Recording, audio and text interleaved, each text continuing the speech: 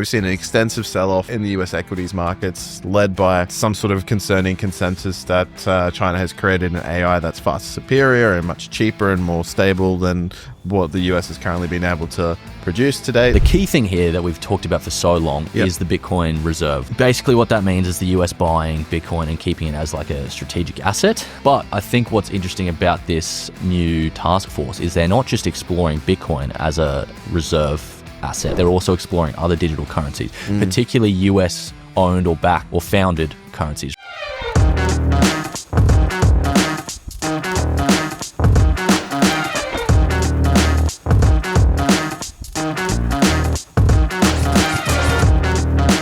Alrighty guys, welcome back to another episode of Tapping into Crypto. You're probably hearing a bit of a different voice than you've heard the last couple of weeks. My name's Ted and I'm back after a bit of a lengthy stint out.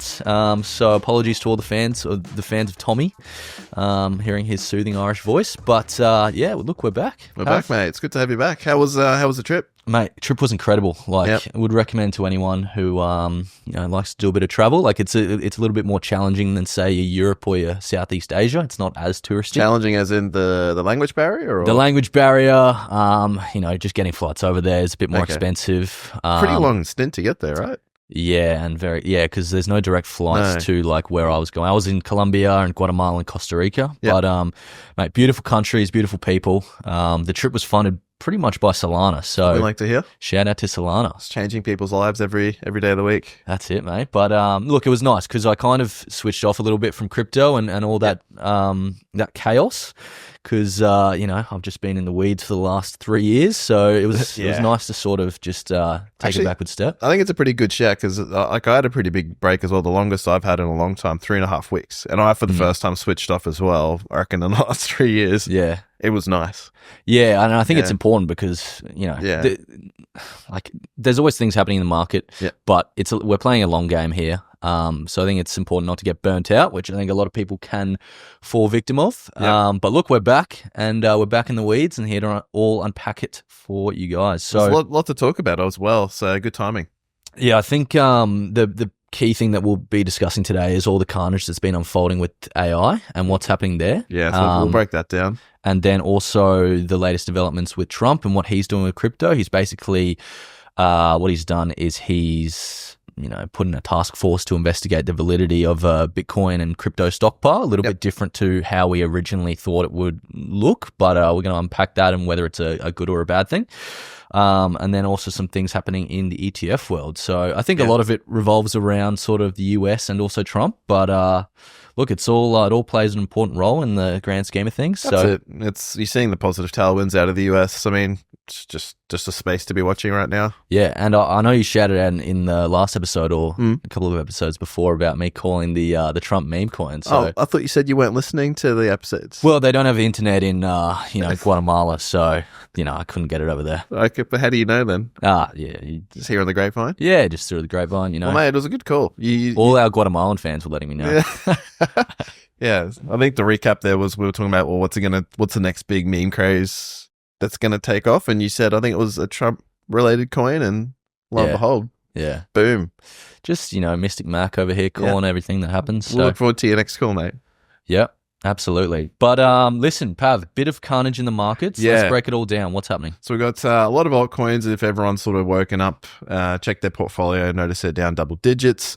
We've seen an extensive sell-off in the US equities markets, led by some sort of concerning consensus that China has created an AI that's far superior and much cheaper and more stable than what the US has currently been able to produce to date. So it's more sort of calling out, is the US AI sort of valuations that are there a bit of a bubble? Are they potentially severely overvalued? That's a key concern there. So I think NVIDIA stock something like 16% down, which in Stockland, that's crazy. It's like everything's falling apart. So some pretty crazy rumors going around, but I know there's one going around right now that the AI company in China, which is called DeepSeek. Yep. They're also backed by a hedge fund, and that same hedge fund was short a couple of mil of NVIDIA stock as well. Interesting. So what if it's just one hand feeding the other, and there's a bit of bad? I saw also on Twitter this morning that the dude who founded this new DeepSeek AI thing also founded a hedge fund. So it could be the same same one. Yep. But yeah, that maybe a few strategic moves being. Look, we like spiciness. And- it's all just speculation until proven, if it ever does. But And I think the interesting thing here is all about like the US versus China, Yep. because DeepSeek is Chinese, and obviously we've seen the likes of NVIDIA and ChatGPT owned by OpenAI, like sort of at the forefront of the AI sector for a long time, and a lot of and you know, OpenAI is owned by, or majority owned by, Microsoft. So I think there's been a bit of like superiority complex around like, oh, US AI is better.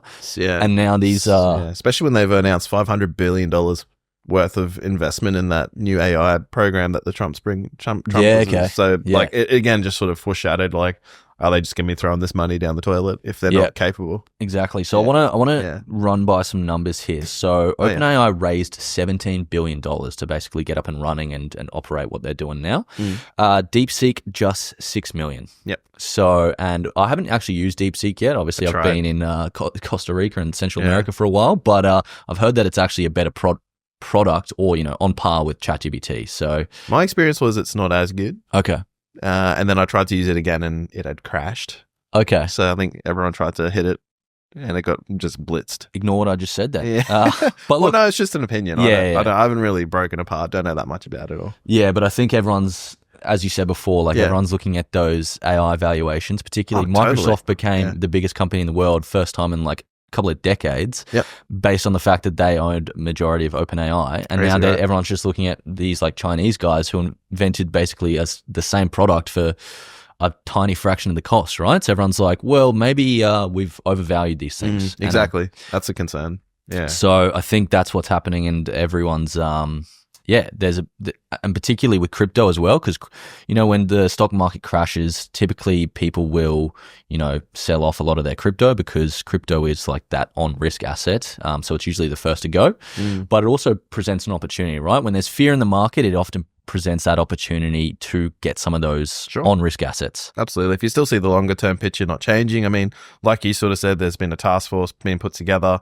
They're mandated to do a lot of things within, I think it's like 30, 60, and 180 days. I know the 180-day target was to present back a regulatory framework for providing legislation behind digital assets. That's huge. Yeah. To get that done within 180 days is the mandate. Wild, hey. Mental. Yeah. But we're gonna touch on that more later. But do we want to touch on what's happening like with some of the altcoins? Like what's been rinsed the most, Pav? Well, I mean, this obviously is an episode that will release on Thursday, but you know, we're seeing meme coins obviously take a majority of the brunt of the hit here, and I'm not surprised in a sense. I think like one thing I was thinking, talking to Tommy as well, the one thing that we probably saw as a result of Trump coin launching is just the impact that, you know, the share of mind behind a meme coin can have on the actual liquidity in meme coins. So what I'm trying to say there is way too many meme coins in the sense that the money's just put here, and there. As soon as something bright and shiny like the Trump coin comes along, everyone sort of sees that as like, all right, I've got to get this. Like it just has that ultimate FOMO effect. And then the liquidity is just drained from all those other coins to go into like something like Trump coin. And then you wonder, does it ever really go back to those meme coins? Yeah. And that's something we haven't really experienced before in previous cycles. And it is a little bit concerning, like what's going to actually have staying power. Because, I mean, is it possible for 10,000 meme coins to all sort of go up in value in the next 6 to 12 months? I kind of don't think so. So this is where it becomes really interesting, in my opinion, to see sell-offs like this. Which meme coins come back with a bit of strength. And we're going to touch on a story as well a little bit later on some ETFs releasing that are also meme coin ETFs, which has been another theme that's coming out. And that was something we called out in the predictions episode as well. Yeah. So it's all happening very, very quickly right now.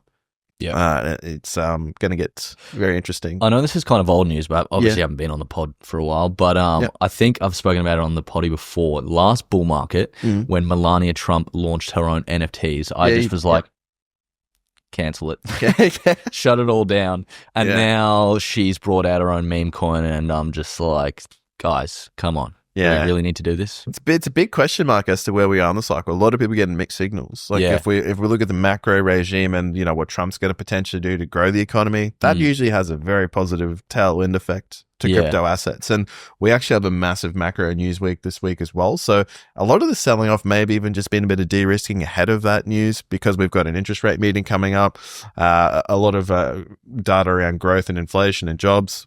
Action-packed week, right? And end of a month too. So there's just a lot happening right now. But then, I've been asking myself the questions like, are these meme coins releasing? Yeah. Should we be concerned? It's just getting too silly, right? Yeah. Like too ridiculous, even by crypto standards. I don't think Trump's going to stop at anything to, have a successful term in terms of pumping the stock market and the economy, particularly in the US, but also crypto. Like, I think he's made a really strong stance around crypto, and he wants to do good things for it. Well, there's rumors that he wants to make it capital gains free. I know, right? Like mental. It's crazy. So like uber bullish in that sense, but then I don't know, do we just rely on Trump for a successful bull market? I don't know.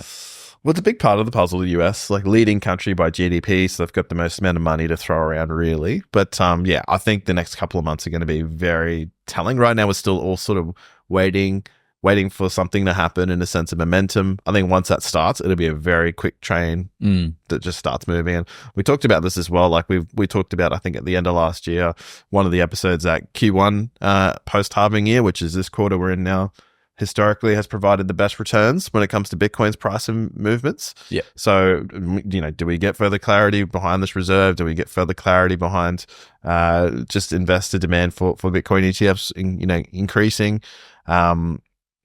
Very trivial, but change potentially. But I know some of the Bitcoin ETFs are now moving to an in-kind redemption model as well. So what that means is a client that holds the ETF can pay with Bitcoin and potentially pull out Bitcoin as well. So that means that there's less selling activity in the market again. So less sellers in the market means there's less supply to go around, really, right? So interesting couple of weeks ahead. Yeah. That's all I would say. Yeah, true. Yeah. Love to see it. But let's see what else we got on the to look at list. I mean, the major other losers, like there's not really too much else to call out there. Fartcoin, probably one of the largest red circles. So before I left, I'd never even heard of Fartcoin. neither. And then I just kept checking, I said I did check, but I checked the crypto charts a couple of times a day. Yeah. And Fartcoin was always at the top of the, the top of the movers. So have we even listed on SwiftX? I don't think so.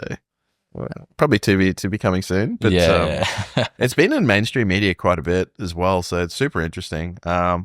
But look, I think in terms of news stories that I've been following and very keen on hearing is the filing of crypto ETFs. Tuttle Capital has introduced 10 leveraged crypto ETF products, and the majority of them are altcoins, which I find very interesting. Again, that there's an ETF coming that's already volatile, and they want to give a 2x leverage behind it as well. So very, very risk-on products potentially coming there. But the kind of assets that they'll be listing are Chainlink, Cardano, Polkadot, Melania meme coin, like you said. Awesome. For me personally, Bonk, seeing that come into an ETF is going to be, I'll be thrilled. But again, it's very interesting to see just this, the shift of Gary Gensler being gone from the SEC and a pro crypto administration coming in. All the stuff that we felt like took so long to happen before is now happening within the matter of weeks. Like, it's crazy how quickly this is all happening. I love the fact that they're applying for more ETFs with, coins like Polkadot and Cardano, like you mentioned, coins that have that sort of history behind them and, more established. Yeah. And even like the likes of Bonk, which is one of those community-led meme coins. But Melania and Trump, I don't think we need an ETF backed by Melania and Trump. We have the Trump and Melania go 1 for 1. So God, I don't know what I think about it. Like, I'm still trying to gather my thoughts around the whole thing. Same. But it's an interesting one. Like, I don't know. I just think about those. Like you said, Trump wants to have a successful session as a president, as 47th president of the United States. Is he really going to let? Why would he ever get involved with a meme coin with him or his missus, or even their family launching World Liberty Finance? Like, how would he let any of that be a failure? Like, I think it'd be he's very motivated to not make it a failure, is all I would say. I would feel, but I don't know. I've looked at the token lockup, and isn't like 80% of the Trump tokens still locked up, and they don't really have an unlock schedule. So, what's going to happen there? I guess at one stage it all comes unlocked, and you definitely want to be aware. Unlocked to Trump. Unlocked to Trump. Yeah, okay. But yeah, super interesting. And then the other big news that we had come in, I think, over the weekend was the SEC withdrawing SAB 121, which is a mouthful, but essentially was a key regulation and a legislative piece that stopped banks from being able to custody crypto. Yep. That's big. Huge. There's been a lot of flack that banks don't want to get involved with crypto. They couldn't. This is specifically in the US again, we're talking. But now we're opening up potentially, banks to be able to give you interest on giving them your Bitcoin and making sort of very unique hybrid products if they wanted to, right? Even custody, like not having to self-custody yourself, you could, go to a bank who could custody it for you and charge you a fee. Like there's just a whole new wave of adoption coming. And I think the other big piece of, crypto as well, largely around the world, it's hard to find insurance for the products. Oh, yeah. So this as well, if there's a bank that is holding it and custodying it, it makes it a little bit more palatable from a risk perspective, potentially for insurers as well. Yeah. So I think there's a way too much that we just won't know until it happens, what sort of comes off the back of this in terms of tailwinds. But really big news, because that was being pointed out from a lot of key people in the industry, saying that until this fixes, we can't move forward as an industry. So yeah, big news. No, absolutely. And to sort of segue into our next story, which is sort of the key one we want to talk about this episode, the task force for the investigating the validity of the Bitcoin stockpile, right? Trump has basically signed an executive order.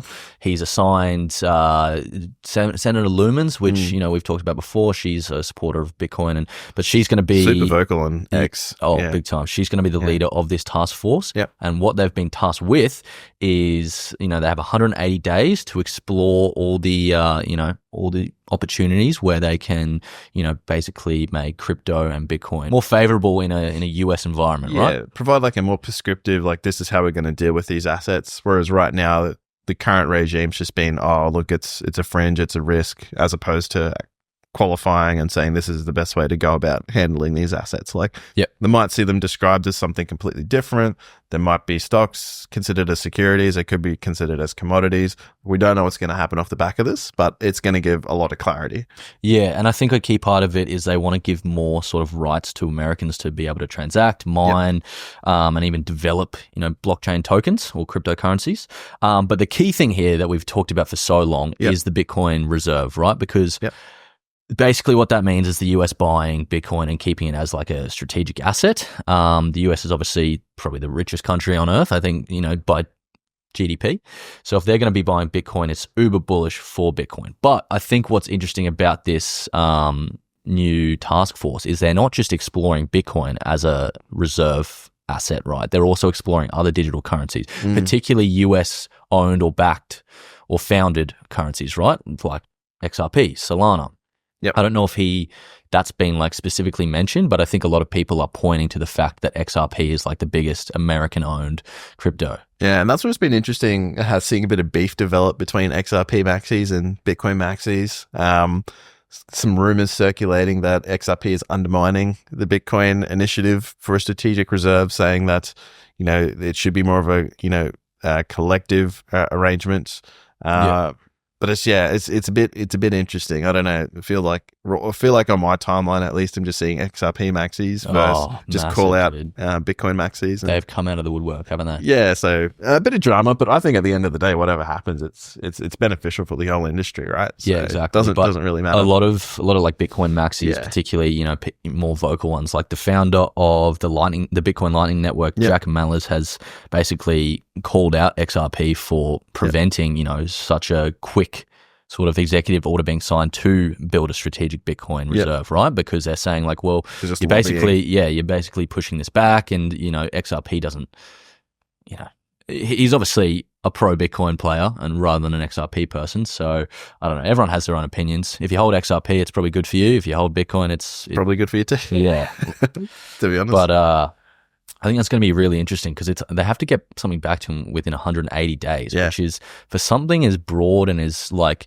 impactful as this, that is such a short amount of time. Hey? Yeah, and I think Trump has made it very clear that he sees the US being the crypto capital of the world. They see it as a massive way to obviously generate a lot of revenue for the country. So they want to be fast. I think they want to be bold. Yep. Do what other people aren't willing to do. So He doesn't waste any time, does No, he? it's Like first day, I think he rapid signed fire. what 100 and something So I have no executive idea. orders. I was reading through them. Some of them were just hilarious. Like But it seems like, currently like the income tax is all under the spotlight right now. Some crazy things ridiculous, being right? thrown around. So we'll see what happens there. But he's appointing his team. I think Treasury Secretary has been named. So there's going to be probably some pretty key important updates coming from that angle in terms of just the future of the bond market there, which has been some issues or some question marks surrounding the growth and inflation and stuff like that. So I think everything sort of points to like there's a lot of noise right now, a lot of fog. I feel like once we understand what's happening and there's a bit of momentum, it's going to be a very interesting market. Yeah. And how are our predictions going? I know we're probably only a month in, but I haven't kept tabs. should we do a rain check? Yeah, let's do it. I think my two were Sui will enter the top 10. Yeah. And I think it was sitting around 15. I think it's at 13 or 14. So making progress. It's a long year. And the other one was, our producer Lee just told me it's 16. So it's actually going the wrong direction. Thanks for that, Lee. Lee's like I don't know if you called it out, but Lee's like our Jamie on the Joe Rogan podcast. So he's better. We're going to have to get him a microphone at some stage. Yeah, I think so. Here, because he's absolutely killing it with the fact checks. Yep. And keeping you on your toes. keeping us honest. Yep. My other one was Peak, P-E-A-Q. That doesn't look too good at the moment. Yeah, look, it's early days, but it's definitely early days. It slots into that deep in narrative, which we haven't really seen play out, particularly in the first month of this year. So give it time. I haven't seen any huge developments there, so I don't really have any major updates, but just sort of, keep tabs on these things. But yeah, what were yours again? Honestly, forget. Oh, Pav. Nah, it was Ondo Finance was one of them. Oh, yeah. So that was in the top performers when the market was running. Yeah. Again, pretty happy with the way that one's played out. Just again, and we saw Larry Fink, CEO of BlackRock, calling out to the SEC to say we need to enable the tokenization of bonds and stocks. So again, I feel like that thesis is going to keep playing out. If he's pushing the gas pedal, there's likely going to be met with little resistance the way the SEC is handling things at the moment. Well, I think RWA is going to be one of those sectors that benefits the most off of all of this political discussion around crypto and particularly Trump. And I think the Ondo, particularly given its ties to the likes of BlackRock and it's like Pantera and Coinbase. A few of those other ones, is in probably the best position to capitalize on that, even though it's already sitting as the biggest one. But I totally agree. I think Ondo is a great project. Yeah. I can't remember my other prediction, if I'm honest. I know one of the other things I talked about was that I sort of thought ETH and Solana would go backwards and forwards, just sort of jousting. We have seen Vitalik come out recently, call out that there needs to be a change within the sort of founders team overseeing the Ethereum Foundation and looking to pivot away from their current strategy, which everyone's being obviously calling out that's not working. Yeah. Ethereum, I think even their fees generated on the Ethereum network have like dropped out of like the top 5 most recently. Really? Yeah, it's gotten pretty obviously not looking good fundamentally.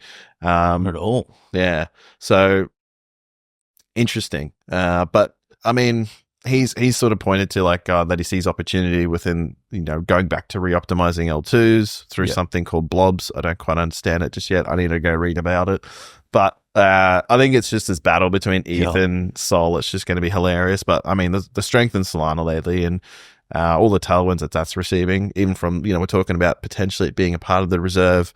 I think Coinbase at some point even ran out of Solana and they had to cause some delays on withdrawals on their network. So, I mean, it's just been all about Solana still ever since that, when we were looking at it last year, 2022, 2023, when I looked at it. So, interesting. No, it's good. It's lots happening, but not a great time to be an ETH holder. But I want to ask you a question: do you think ETH gets flipped this cycle, and what by? I don't know if it gets flipped, but I feel like whenever sentiment on anything is terrible, it's usually like the best time to be looking at buying.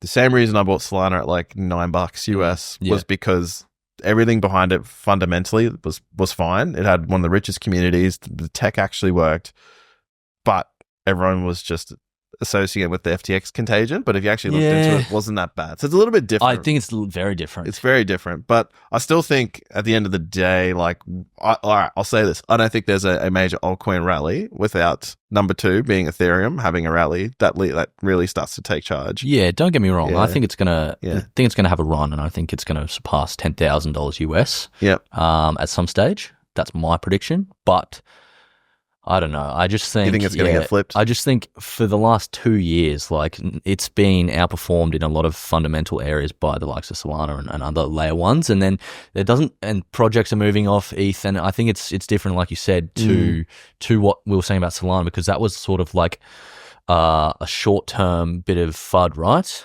Where people were like, oh, it's tied up with the FTX contagion, and then people realized it wasn't that. Whereas this is more of like a deep-seated problem with the project and with the product itself, right? So, yeah, I don't know. Like, I know that I sold a lot of my ETH personally because I was like, I think a lot of these other projects that I'm more invested in will outperform ETH. And I think, yeah, you can.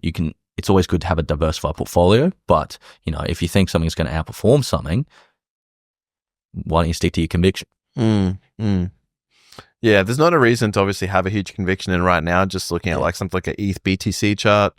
But I would say, like, once it starts to show some momentum, it might just go crazy. That's all I'm sort of looking out for. I'd say I probably definitely still have more Solana than Ethereum at this stage. Yeah. But I'm also at the point of the cycle now where I'm not romantic about that. Like, if I had to flip from one to the other, I probably would if I had a good enough reason.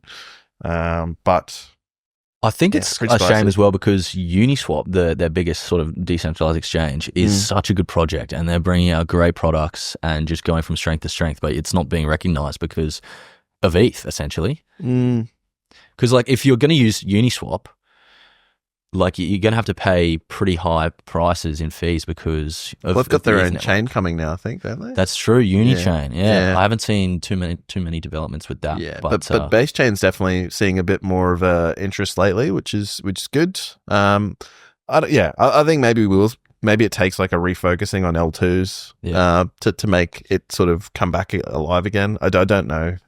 But I mean, we talked about this in the past. It's not the easiest user experience to go from onto an L2. Like, if you're fresh to, like, bridging from ETH to Arbitrum, and then Arbitrum has, you know, layer 3s on it. So yeah, I don't know, but I guess wait and see. That might be my rusty, you know, holiday opinion coming out. No, it's okay. I could be completely wrong, but maybe you've been sitting on a beach having just real deep thoughts about it, mate. I'm still there, mate. I'm still there. So apologies if I was not quite my that's all right. Quite my best this episode. Lee's going to give me a grilling after this, but it was good.